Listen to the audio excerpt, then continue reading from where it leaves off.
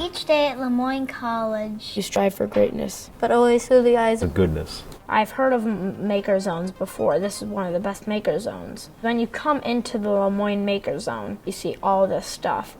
Like, go back there, you got the Guitar Hero thing. You see all this wires around. It's just like a wonderland for kids who love technology. This group started off with actually two of my interns seeing some of the stuff I did as a hobby. We all kind of got together. We were a bunch of sweaty guys in a basement when it started out, and now we have this big room and people come by basically every day of the week. I always wanted to make a little robot. I always wanted to make a little car. I always wanted to make, some kind of helicopter or whatever it is, And here at the Maker Zone, they let me see this as a possibility. We have hands, why not? We have a brain, why not? We all have imaginations, and we want to bring that to life. My favorite project was probably our most recent project. It was a Lemoyne light box, so we lit up the Lemoyne logo with personal LEDs. We sort of tapped into a sort of an unmet need in the area for hands-on types of technical experiences and projects, and so with that we reached out into some of the school communities, and we're working with middle school and high school students and doing really great things. Didn't really know anything about robotics, so I thought it would be a fun thing to do. They're very nice and easy to work with because they instruct you very well on how to do things. I think it's important for kids to understand how to build things. First of all, it's very hands-on.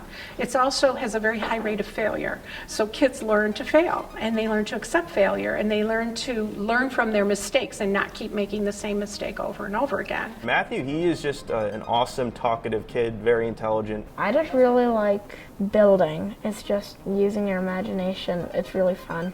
I build these robots, I disassemble them, then reassemble them, then disassemble them, then reassemble them, until I can't disassemble them and reassemble them anymore. We're building robotic arms. It's going to be able to pick up things and drop things.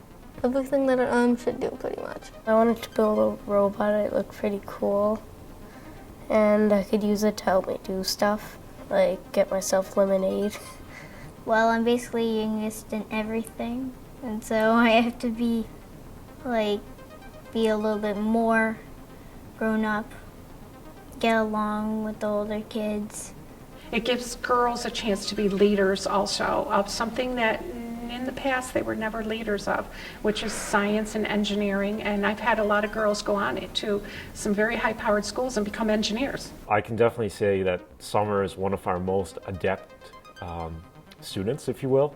She picks up on things very quickly, and she's always curious to ask me about questions outside of my expertise. I often have to defer to Doug to help her answer some of the questions she has. The most significant thing I ever saw, we drove from here to Rochester on the thruway, and in that process she drew an artificial hand with joints and connections and wires to close and open, and she basically came up with a design. I feel like my mind just explodes. There's always something new that I can figure out or that I can do, and never stop having ideas. There's just so much that you can make and remake and design. I love it.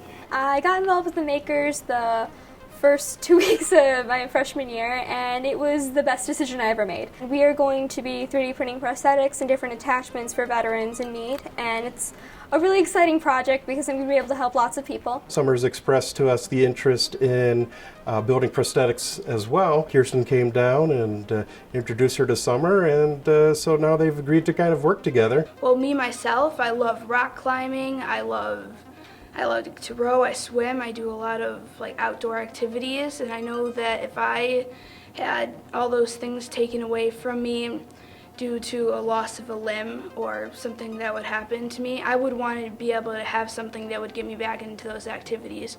And so I've really wanted to get into the art of prosthetics because that's giving people their life back. I'm really excited to be helping her out and teaching her about all this stuff. I know for sure that Summer has absolutely loved coming here, and I think it was a great experience for her to just see that there's other people that are out there that are like her. Once we started this up, we kind of thought we were alone with this thinking, and there's not a lot of people around that are interested in these, geeky, dorky things. It's nice to have a few friends that know me and I'm making a lot.